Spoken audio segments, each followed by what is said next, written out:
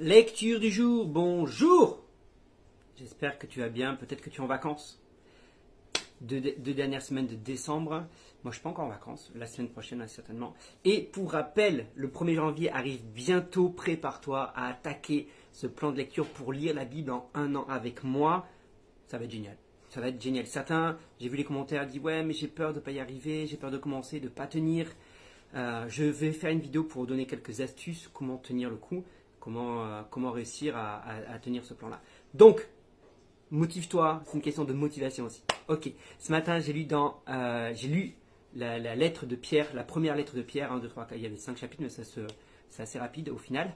Et c'est intéressant parce que quand on enchaîne comme ça les différentes lettres, et j'aime bien faire ce plan de lecture au final, parce que j'ai lu la Bible plein de fois, mais jamais forcément enchaîner les livres de cette manière. Souvent c'était 2, 3 chapitres, puis je changeais. Moi j'avais une façon de lire un peu disparate, un plan de lecture avant un peu où je lisais un jour dans l'ancien, un jour dans le nouveau, un jour, et je changeais chaque jour d'endroit. Que là du coup il y a un certain suivi et ça apporte une vue globale que j'avais jamais fait attention particulièrement.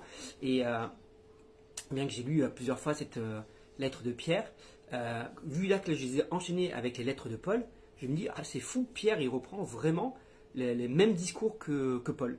Et en lisant Pierre, j'avais l'impression de lire une lettre que Paul aurait pu écrite, parce qu'on est vraiment proche dans la thématique. Dans la thématique, il commence avec le fait que nous sommes enfants de Dieu, que Dieu est saint. Et parce que Dieu est saint, nous devons avoir une vie saine et nous devons être saints comme notre Dieu est saint. Il parle de l'obéissance, il dit combien il est important d'obéir et il dit vous obéissez à vos patrons, même si ceux-là ne sont pas gentils. C'est facile d'être obéissant à quelqu'un qui est bienveillant, à quelqu'un qui te veut du bien, à quelqu'un qui est sympa, qui augmente ton salaire. Mais être obéissant à quelqu'un qui est relou, qui est pénible, c'est un peu plus compliqué. Et Pierre dit, mais voilà, ayez un bon témoignage parce que vous êtes enfant de Dieu, comportez-vous comme digne de cela.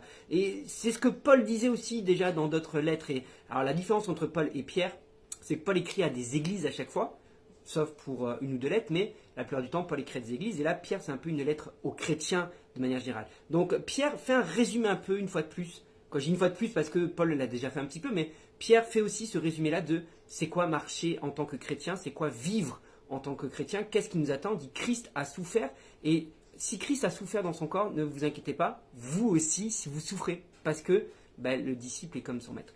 Donc voilà, relis cet épître de Pierre une fois de plus, ça nous parle de sainteté, ça nous parle d'obéissance, et ça nous parle d'avoir un bon comportement. Ça, c'est vraiment important. Ayons un bon comportement.